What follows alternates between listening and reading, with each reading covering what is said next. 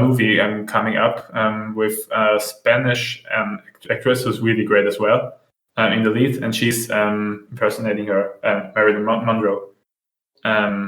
She's Marilyn Monroe in the movie. And this movie is coming up this year, and it's and she's already the big Oscar favorite. So that speaks for itself, I think. Marilyn Monroe is most certainly the most, maybe not the best actress there's ever been, because there have been way better actresses over the year. But just it's the same with Audrey Hepburn. It's just her image and her appearance in society, not necessarily in movies. What that made her so popular. It's the same. She was a diva, and that's what the image was. That's what interests people. All right, you've mentioned how there were a lot of great different actors over the years, and we don't have the time nor the resources to go through all of them. But I do want to go through the history of films and movies. Is that all right with you guys? History of films and movies. Sorry. Yeah. I mean, do you know how films got made? Did you know that while you younglings were still babbling around, films actually didn't have any kind of voices? But silent movies, of course. Silent movies, yes. Have you seen those? Charlie Chaplin, that kind of stuff. Yeah, of course. Yes. And so I'm just personally really interested in the entire history of this genre. Maybe a short overview? Is that all right with you? Yeah, I'm not an expert in this topic. No worries, neither are we. I did some research, however, and I don't know if the facts I'm about to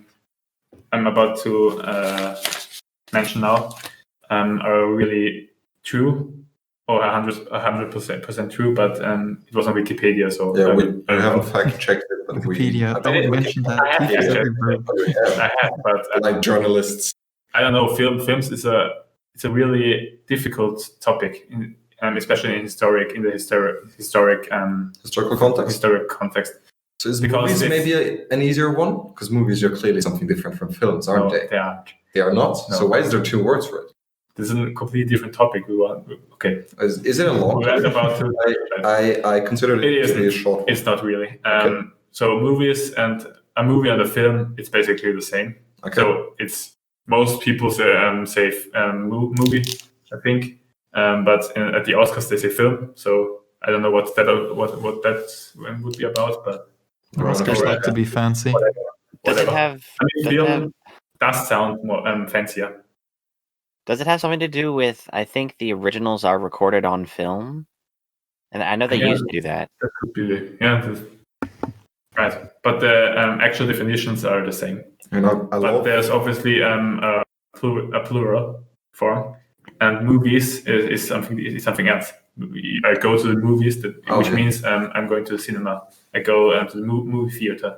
I'm about to watch a movie somewhere. If I got this correct, movies is just an abbreviation, or started out as an abbreviation of moving pictures, didn't it? Right. It's a moving picture. A film is a moving picture. So that's why it's called Best Picture at the Oscars. And obviously we select a single frame because that's how we do it. Right. Okay. Thanks for this overview. And I just want to mention again, I love how people are actually saying, I want to go to the moving pictures and see a few of them. Okay, let's go to history. All right. Okay, so what's the question? My question is, how did we first invent moving pictures? And what are the greatest hallmarks in their historical development? Hallmarks? Yeah, so for example, in development of sound, of color, of digital recording, I suppose. I read that the first movies or films, whatever you want to call it, were released in the late 1890s, or to be precise, in 1888, I think. So it was a short movie, of course, by a French brother duo, called I forgot the name actually. I wrote it down. The Lumiere brothers. I don't know if I pronounce it like that, but the French. You're allowed to butcher the name. Yeah, I despise the French language. Yeah. And the special features and effects we know in movies, like visuals or sound editing and things like that, were introduced pretty shortly after that. Oh, really? At the end of the 19th century actually, or 18th century. 19th century. They have been there all along, actually. Oh, wow. But in terms of color, it's obviously something absolutely different, because movies in color were introduced in.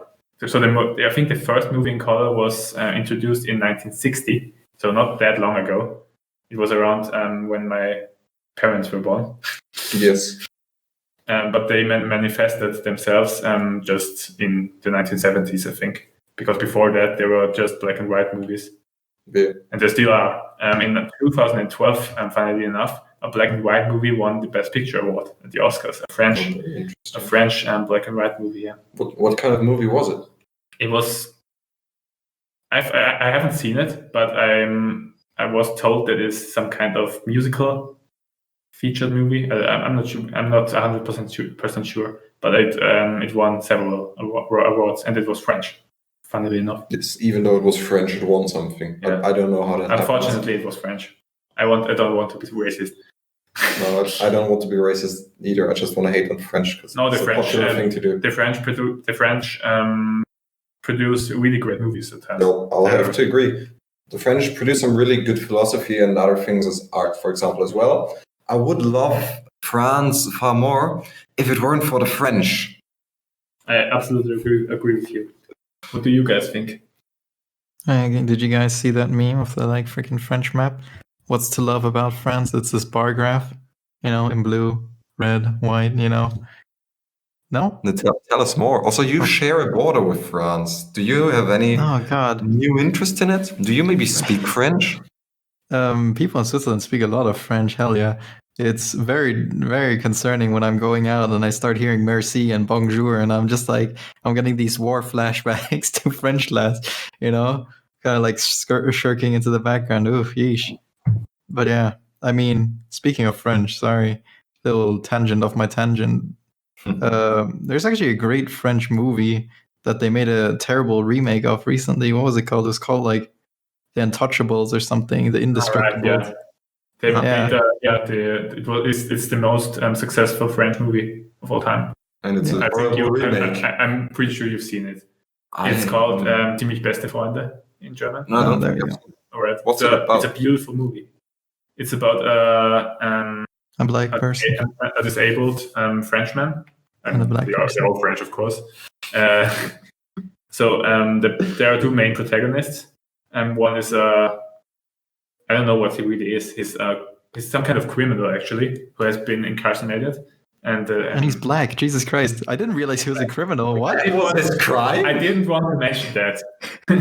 Was that his crime? Was he in prison because of racism? No, I don't think so. He just did really messed up things over the years, and he has a broken family and these things, and he's broke himself. I mean, he is French. So man, that could have gone very wrong, very racist. A French guy who's in a wheelchair and who's disabled. And throughout the movie, they just bond really beautifully and really well, and they built this really beautiful friendship, and teach each other things. The criminal, for example, learns how to paint in an acceptable way. I would say. And the disabled guy. Oh God, that sounds so bad, but yeah. The other protagonist learns how to do things that maybe aren't that I don't know, that aren't that perfect, to do things that aren't the norm.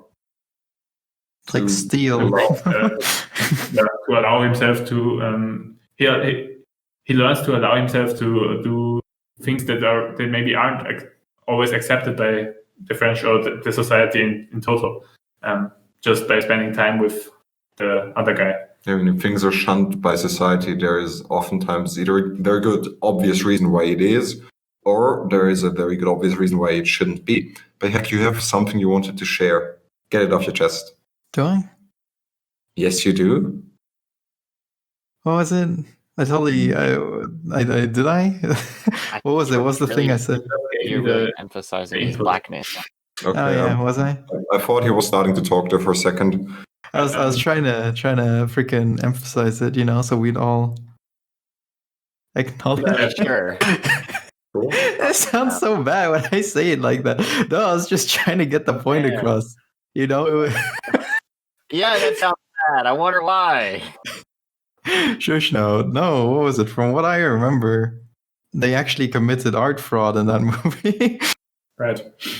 The guy paints like a really generic painting, and then the paraplegic man, who's actually super rich in that movie, he gets it insured for like a super high amount of money.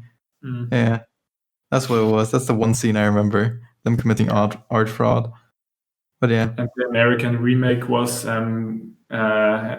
with Bryan Cranston, the Breaking Bad guy, who's personally my favorite actor. One of my favorite TV show actor, because it's my favorite TV show.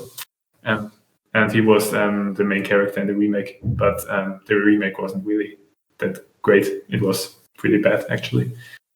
So As remakes often are, as we talked about, right? And we'll get into it.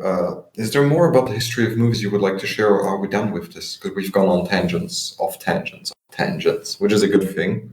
I mean, I think that there's way too much. There are way too many things to talk. We can talk about in this regard. Okay. As we all know, the technology has been introduced over the years, and technology has been is developing, and movies. I don't know. Our generation probably sees movies the movies how they are made today as the best they have ever been. But I don't know how movies back in the day were when technology wasn't that advanced. well advanced. Exactly. I mean, I guess it's like comparing freaking other medias as well, like video games, right? Like people do enjoy old. I don't know, what's an old classic game? I guess the original Doom or something like that. Those are fun little games. Mario? Pokemon. Pokemon. Oh, I wouldn't say the new Pokemon. Sorry, let's not get into that. Mario's a good one, right? The original Mario is nice, right? But it's still, even if it was like amazing and insane at that time, it's still incomparable to like Mario Odyssey. Right. So I guess it's just two completely different worlds, and over time, we'll just get more and more better special effects, and even like the low indie developers will be able to afford them because they'll just get cheaper and cheaper, and the expensive things will get even more amazing, and then eventually we'll have this amazing, almost like canvas for everybody to just crap out whatever insane movie idea they have. What was it? The newest technology, the like face mapping thing. Did you guys see that little clip of this one guy? He used this face mapping software and he appeared as like a bunch of politicians, Putin, Trump, everybody, and the program like followed his lips perfectly, stuff like that. You guys see that? I've been around for a few years. Yeah. So what do you guys reckon the future brings? Lots and lots of uncertainty. Probably nuclear war, if you want me to be honest. I don't know about nuclear war. I don't think so. I don't necessarily think that we have a bright future ahead of us, but well, I don't know. Germans. How much smoke we pump up in the air. Oh yeah, really funny side note. Have you guys ever seen where the nuclear power plants from France are positioned? Nuclear power plants, very funny side note. For goodness sake, Summer, they're like perfectly as far away from France as they can. No, they're like perfectly on the border to Germany. Well, here's the thing though. Imagine you're a power plant. And you're in France. Okay. Would you not be trying to get to the border? Well, imagine you're French politicians and you're all sitting around and you're like, man, where should we put these nuclear power plants? Hey, Germany's right there. And then you just kind of dot them along the line. Yeah. Although we've been shitting on the French a great deal here, and I just want to restate. We should stop. I know a lot of very cool French people. They have done a great deal of awesome things over the years. So even though I say I hate the French, but it's not true. Darn, I really thought you were being truthful. Yeah, what the hell? Man. No, I'm not racist. I'm I erasist know. because I want to erase those people. All right, here we go. Okay, let's go on then.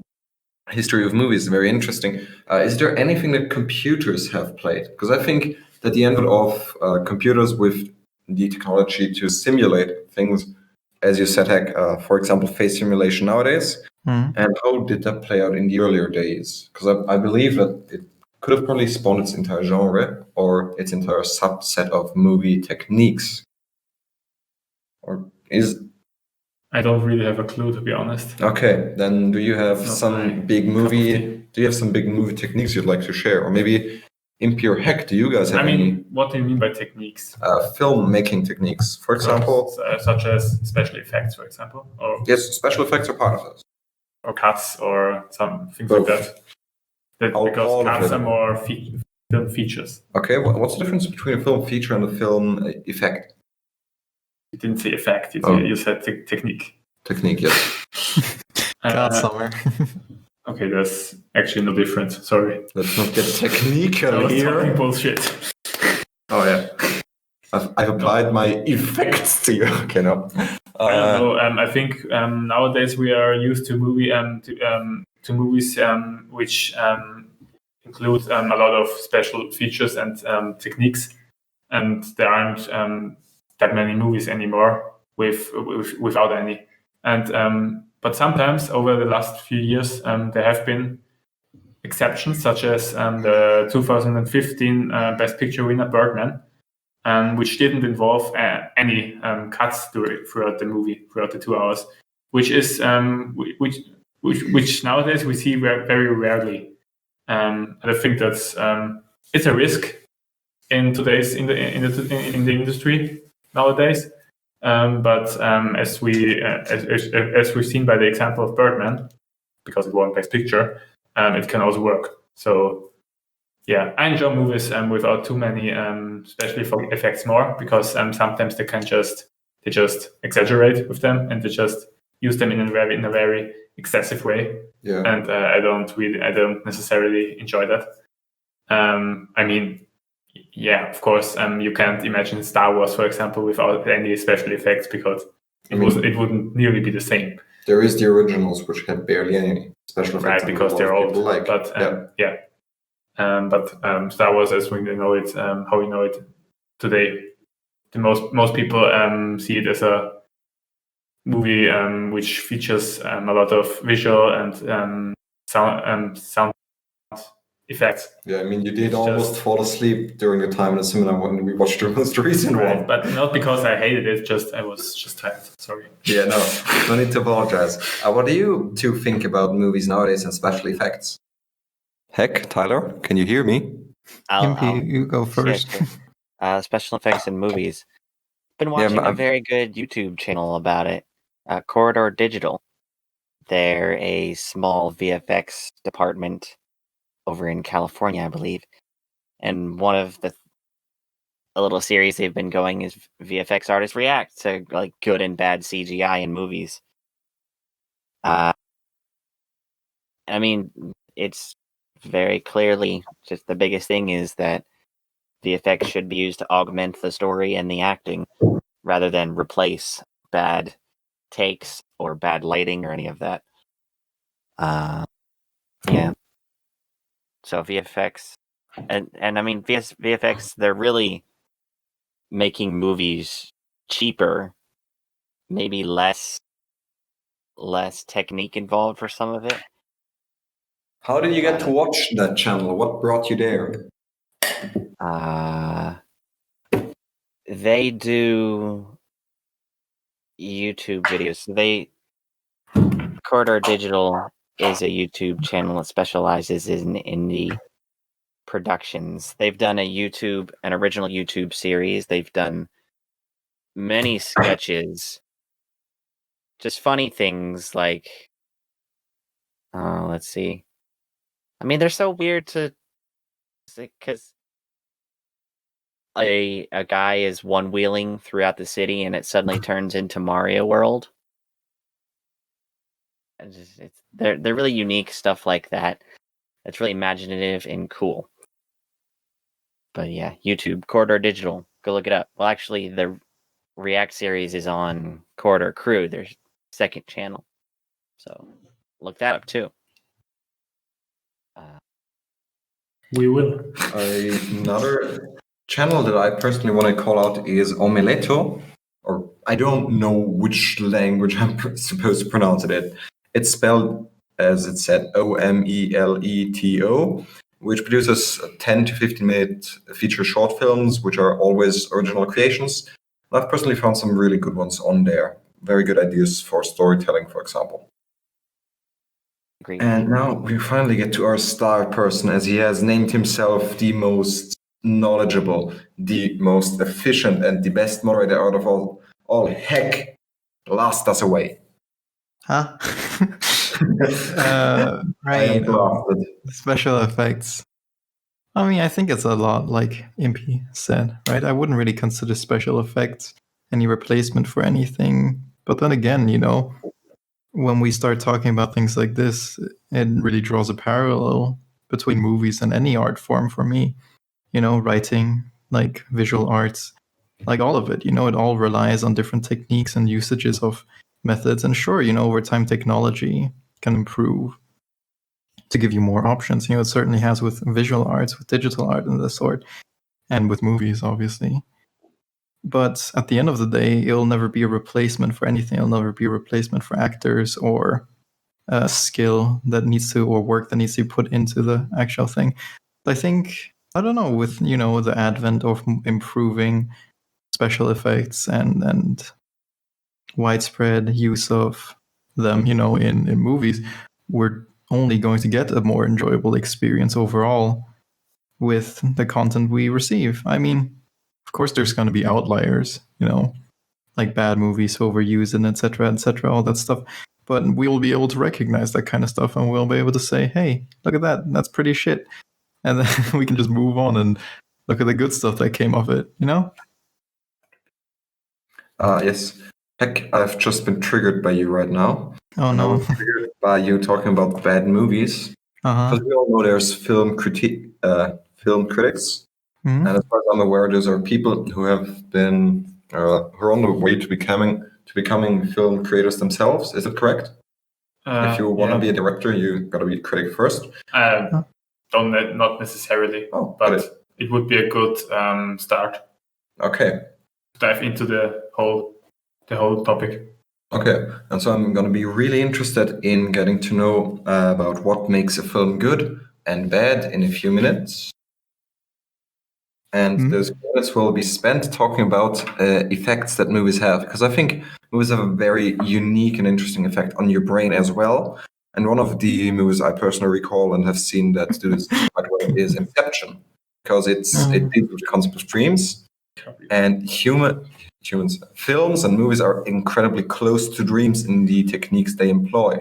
For example, scene cuts or time jumps is something you only really see in either works of fiction, and in movies you visually see it, which is also how dreams work. And you also see it in dreams. What's it? I mean, if you want to name Inception, I think Doctor Strange has a very similar Inception-y visual style, which is very nice. Yeah, have you never seen those scenes? It's like all the buildings are folding over each other, etc., no? I suppose, yes, with the breaking of physical laws. But it's also a really cool thing that we can do with special effects. We've got to be careful to play around with them, of course. And so my question remains how films and movies affect the brain. Because there have been campaigns ages ago when they started where they would play short adverts. They flashed them in their eyes for a split second every 5 minutes. And then it makes people more inclined to buy these things. Whoa, seriously? What? Yeah, they tried to hypnotize people into buying the products initially. What? And it never worked. When was this? I have no idea about the timing. I only know it's really funny because they thought, oh, people like watching movies, so let's hypnotize them. I'm sorry, it must have been America. Right, MP? I believe it. There we go. Yes, of course he does, because he's watched a movie about it. But I am interested in any effects that we have uncovered so far of movies on brains. you have anything you can that share? we haven't covered so far? Or That we have right. covered. So we as a society have covered, not in this podcast. Okay. Yeah. Is there anything we can talk about here? Has there been any research? You mean things, features of a movie that get into people's minds? Yes, or the effects that movies have on people's minds as well. Because you keep thinking about it afterwards. You talk to your friends. I mean, firstly, it depends on the genre, I think. Because a comedy, for example, won't stay won't stay with you very long. I mean, it depends, but usually they don't. You just enjoy them over the 2 over the 2 hours. Over the 2 minutes they last, yes. Over the 2 hours a film usually, in average, lasts. But shortly after that, you will forget them. I mean, scientific movies stick with me for a very, very long time, for example, or also movies like Joker, because it gives you an insight of into not necessarily our society, but in American society and how people treat each other. We don't treat each other like that. Oh my God, MP. I know it's not really representative, but I think there are some things that are pretty realistic. So I think it's a better example, of course, but you're saying there's a really defined message in there that they really hold on to and present throughout the story, and it really imprints in your memory. Yeah. See, I can see it. I mean, with the way the situation is in America right now, I mean. But you just chuck down some bleach and stick a UV light goodness sakes. Well, I mean, the fact that a movie like that even got made, that should speak volumes in itself about the state, that the country is in. Wait, which movie are we talking about? The Joker, obviously, Oh, sorry. And the way it represents, American society and how they treat each other and how, especially that notion of the super rich, what's it called? You know what I'm talking about, MP, the 1%? I'm not exactly sure where you're going with this. Well, yeah, I mean, it's represented well in the movie. You've got the 1% spitting on all the lower down people, and the whole, the core part of the movie is, the bottom 20, 50% or whatever rising up, and by the end, smashing everything and rioting, against these unfair circumstances. I don't know, it's just. The movie itself, speaks volumes about the situation. I don't know. It's just fun thing to point out, I don't know. That sounds pretty communist propaganda to me, comrade. Yeah, that's the easiest way to devalue any argument thrown against the capitalist system. Has some good ideas. Yeah, sure, and also never worked. Well, capitalism worked, but see where it got us. Yeah, but it's still the best we can make of. The situation right now. No, don't you think so? America took it a step too far. Politics. I am thinking podcast. We're gonna go into the topic I teased beforehand. I haven't really answered your question. Which one? The one with what affects people. What kind of movie? How movies affect people, or how movies affect people in general. I think it's all about the message the movie sends. All right. So it is about the core concepts and not as much about the way the movie is being produced. I don't think so. I mean, there was, I think you've seen the movie, you told me, actually, 1917. Yes, I have. The war movie. It doesn't send that strong of a message, but it's just made, it's just perfection how it's made, because there isn't a single cut in there. And it's just, throughout the whole movie, it's just one big scene that happens to last 2 hours. It actively doesn't employ this cutting, jumping technique. Exactly, and that's something that stayed with me for a while, and it still does, because otherwise I wouldn't mention it right now. Yeah.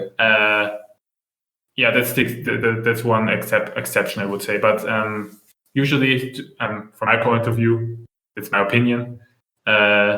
It's all about the message and the core story. Very intriguing. I can see where you're coming from. I can't necessarily agree because, for example, 1917 stayed with us. On the one hand, I think it has a strong message. On the other hand, even if it didn't, it would stay with us. It has a strong message, but there have already been that many war movies. 1907 about First and Second World War. It's not the first one to feminize. Oh yes, it's not the first war movie in. That's what I meant. It's just nothing special, to say the least. Yeah. I mean, how it's made, it's special. The way the film is made is very special, but not necessarily the story. I don't know. I mean, I really enjoyed it. I mean, the surface area of the story is not the most intriguing plot. Guy gets a letter and delivers it. Right.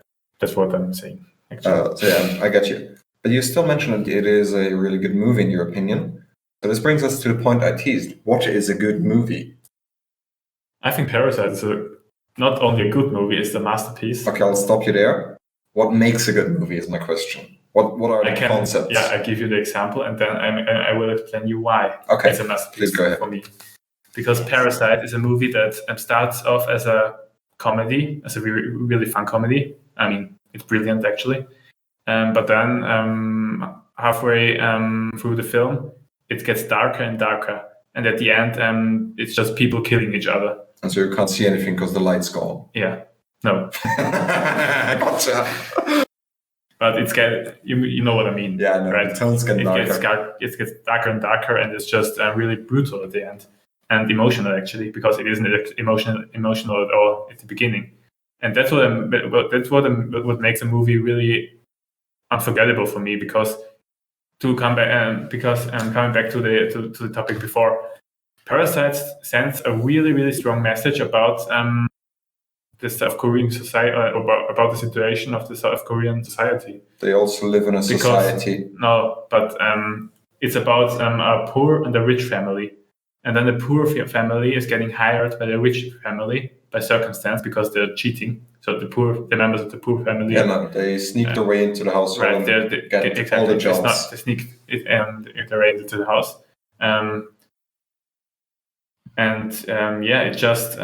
It describes the situation in South Korea, or both sides, the poor and the rich side, really well, and the relations between them. Yes, as you say, that's what makes it a masterpiece for me, because it sends such a strong message. And this film stayed with me until today, and it's a really deserved Best Picture winner. For that matter. So if you have some free time, because maybe you're not going out and working right now, you could watch that movie. We could. I think you will go to sleep very soon. Who will go to sleep? You. Me? I ought to go to sleep, but I can't do it tonight because I'm hosting a podcast, unfortunately. Well, it's only... Okay. It's already almost 9 for us over here.